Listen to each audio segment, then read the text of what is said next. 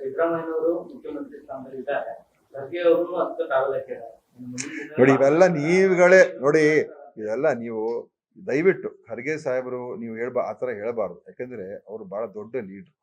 ಅವರು ಟವಲ್ ಹಾಕಿದರೆ ಅಂತ ನೀವು ಆ ಥರ ಮಾತಾಡಿದ್ರೆ ಇದು ಖಂಡಿತವಾಗಿ ಒಪ್ಪುವಂತ ಪ್ರಶ್ನೆ ಅಲ್ಲ. ಇದು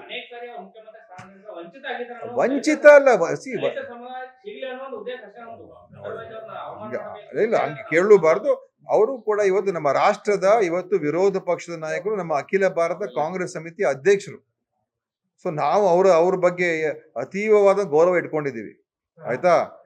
ಒಬ್ಬ ಅತ್ಯಂತ ಹಿರಿಯ ನಾಯಕ ಇವತ್ತು.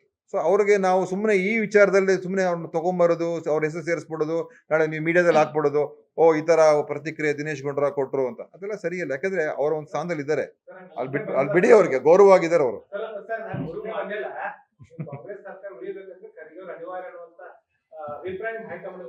ಏನ್ ಅದು ನೀವೇ ಯೋಚನೆ ಮಾಡ್ತೀರಿ, ನೀವೇ ಪ್ರಶ್ನೆ ಮಾಡ್ತೀರಿ, ನಾವೇನ್ ಹೇಳಕ್ಕಾಗ್ತದೆ? ಅದೆಲ್ಲ ಏನೂ ಇಲ್ಲ.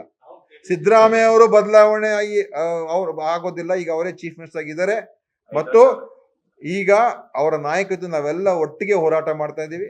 ಅವರನ್ನ ಈ ಷಡ್ಯಂತ್ರವನ್ನ ಎದುರಿಸಿ ಭೇದಿಸಿ ಇನ್ನೂ ಹೆಚ್ಚಿನ ಪ್ರಭಾವಶಾಲಿಯಾಗಿ ಅವರು ಹೊಮ್ತಾರೆ, ಕಾಂಗ್ರೆಸ್ ಪಕ್ಷನೂ ಹೊರ ಹೊಮ್ತದೆ. ಮತ್ತು ನಾವೆಲ್ಲ ಶಿವಕುಮಾರ್ ಅವರು ಇದ್ದಾರೆ, ನಾವಿದ್ದೀವಿ, ಎಲ್ಲ ಒಗ್ಗಟ್ಟಾಗಿದ್ದೀವಿ. ಅದು ನಮ್ಮ ಹೈಕಮಾಂಡ್ ತೀರ್ಮಾನ ಮಾಡ್ತಾರೆ. ಅದಕ್ಕೆಲ್ಲ ನಾವ್ಯಾರು ಹೇಳೋದಕ್ಕೆ ಅದಲ್ಲ.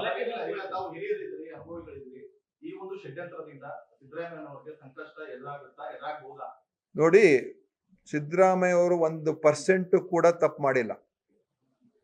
0.01% ಕೂಡ ತಪ್ಪು ಮಾಡಿಲ್ಲ. ಒಂದು ಡಾಕ್ಯುಮೆಂಟ್ ಕೂಡ ಸಿದ್ದರಾಮಯ್ಯ ಅವರು ತಪ್ಪು ಮಾಡಿ ಇದುವರೆಗೂ ಯಾರು ಕೂಡ ತೋರಿಸಿಲ್ಲ. ನಾವು ಎಲ್ಲ ಸ್ಟಡಿ ಮಾಡಿದ್ದೀವಿ ಮತ್ತು ನಮ್ಗೆ ಅವ್ರ ಬಗ್ಗೆ ಯಾಕಂದ್ರೆ ಅವರ ರಾಜಕೀಯನೇ ಬೇರೆ. ಅವರೇನು ಈ ವಿಜೇಂದ್ರ ತರ, ಯಡಿಯೂರಪ್ಪನ ತರ ರಾಜಕಾರಣ ಮಾಡಿಲ್ಲ ಸಿದ್ದರಾಮಯ್ಯನವರು, ಆಯ್ತಾ. ಅವ್ರ ಐಡಿಯಾಲಜಿ ಮೇಲೆ, ಒಂದು ಪ್ರಿನ್ಸಿಪಲ್ ಮೇಲೆ ಅವ್ರು ಮಾಡಿದ್ದಾರೆ. ಯಾವತ್ತೂ ಕೂಡ ಅವರು ಇವ್ರ ತರ ಪಾಲಿಟಿಕ್ಸ್ ಮಾಡಿಲ್ಲ ಅವರು. ಸೊ ಅವ್ರ ಬಗ್ಗೆ ನಮಗೆ ಕಾನ್ಫಿಡೆನ್ಸ್ ಇದೆ, ಏನೂ ಆಗೋದಿಲ್ಲ. ಏನಾದರೂ ಅವ್ರಿಗೆ ಏನಾದರೂ ಸ್ಯಾಂಕ್ಷನ್ ಕೊಟ್ಟರು ಕೂಡ ರಾಜ್ಯಪಾಲರು, ನಾವು ಅದನ್ನ ಕಾನೂನು ಹೋರಾಟ ಮಾಡ್ತೀವಿ. ಯಾಕಂದ್ರೆ ನಾವು ತಪ್ಪು ಮಾಡಿದ್ರೆ ನಮಗೆ ಭಯ ಇರಬೇಕು. ನಮ್ಗೇನು ಭಯ ಇಲ್ಲ. ಕಾನೂನು ಹೋರಾಟಕ್ಕೆ ನಾವು ತಯಾರು. ಹೈಕೋರ್ಟ್ ಆಗಲಿ, ಸುಪ್ರೀಂ ಕೋರ್ಟ್ ಆಗಲಿ ನಾವು ಹೋಗ್ತೀವಿ. ರಾಜ್ಯಪಾಲರ ನಡೆ ನೋಡ್ತಾ ಇದ್ದೀವಿ. ಈಗ ಅವರು ಈ ಕೇಂದ್ರ ಸರ್ಕಾರದ ಒಂದು ಕೈಗೊಂಬೆ ಆಗಿ ಕೆಲಸ ಮಾಡ್ತಾರಾ ಇಲ್ವಾ? ಈಗಾಗಲೇ ಅರ್ಧ ಮಾಡಿದ್ದಾರೆ. ಪ್ರಾಸಿಕ್ಯೂಷನ್ ಸ್ಯಾಂಕ್ಷನ್ ಕೊಟ್ರೆ ಅದು it shows that he is ರಾಜಭವನದ ಮರ್ಯಾದೆವನ್ನ ತೆಗ್ದಿದ್ದಾರೆ ಅಂತ ನಾವು ಹೇಳ್ಬೇಕಾಗ್ತದಾಗ.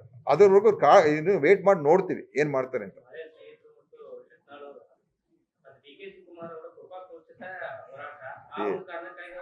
ನೋಡಿ ಅವ್ರಿಗೆಲ್ಲ ಅವ್ರಿಗೆ ಯಾಕಂದ್ರೆ ಒಂದು ವಿಚಾರ, ಯತ್ನಾಳ್ ಅವ್ರಿಗೆ ವಿಜೇಂದ್ರ ಏನು ಅಂತ ಗೊತ್ತಿದೆ, ಅವ್ರಿಗೆ ಯಡಿಯೂರಪ್ಪ ವಿಜೇಂದ್ರ ಏನು ಅಂತ ಗೊತ್ತಿದೆ. ಸೊ ಅವ್ರಿಗೆ ಅವ್ರ ಬಗ್ಗೆ ವಿಶ್ವಾಸ ಇಲ್ಲ. ಈ ಕರಪ್ಷನ್ ವಿರುದ್ಧ ವಿಜೇಂದ್ರ ಯಡಿಯೂರಪ್ಪನವ್ರು ಮಾತಾಡೋದಕ್ಕೆ ನೈತಿಕತೆ ಇಲ್ಲ ಅಂತ, ಅದು ಯತ್ನಾಳ್ ಆ ವಿಚಾರ ನಾನು ಒಪ್ಕೊಳ್ತೀನಿ. ಬೇರೆದೆಲ್ಲ ಅವ್ರೇನು ಹೇಳಿಕೆ ಕೊಡ್ತಾರೆ, ನನಗೆ ಅದ್ರ ಬಗ್ಗೆ ನಾನು ಹೇಳಕ್ ಹೋಗಲ್ಲ. ಆದ್ರೆ one thing is sure, Vijendra ಅವ್ರಿಗೆ ಭ್ರಷ್ಟಾಚಾರದ ಮೇಲೆ ಪಾದ್ಯತೆ ನಡೆಸಿ ಅಂತ ಹೇಳಿದ್ರೆ ಅವರೇ ಕಿಂಗ್ ಆಫ್ ಕರಪ್ಷನ್. ಯಾರು? ವಿಜೇಂದ್ರ. ಯಡಿಯೂರಪ್ಪನ ಸರ್ಕಾರದಲ್ಲಿ ಏನೇನು ಮಾಡಿದರೆ ಅನಧಿಕೃತವಾಗಿ ಇಡೀ ಬಿಜೆಪಿಯ ಮಂತ್ರಿಗಳಿಗೆ ಗೊತ್ತಿತ್ತು. ಬಿಜೆಪಿ ಮಂತ್ರಿಗಳ ಫೈಲು ಕೂಡ ಅವ್ರ ಹತ್ರ ಹೋಗಿ ಅಪ್ರೂವಲ್ ಹೋಗ್ಬೇಕಾಗಿತ್ತು. ಆ ಪರಿಸ್ಥಿತಿ ಬಿಜೆಪಿಯಲ್ಲಿ ಇತ್ತು. ಸೊ ವಿಜೇಂದ್ರ ಅವ್ರಿಗೆ ಈ ಲೀಡರ್ಶಿಪ್ ತಗೊಂಡಿದಾರಲ್ಲ, ಇದು ಒಂದು ಹಾಸ್ಯಾಸ್ಪದವಾದಂಥ ಮತ್ತು ಇದಕ್ಕಿಂತ ನಗೆ ಪಾಟ್ಲಿನ ವಿಚಾರ ಇನ್ನು ಯಾವುದೂ ಇಲ್ಲ ಅಂತ ನಾನು ಹೇಳೋದಕ್ಕೆ ಬಯಸ್ತೇನೆ.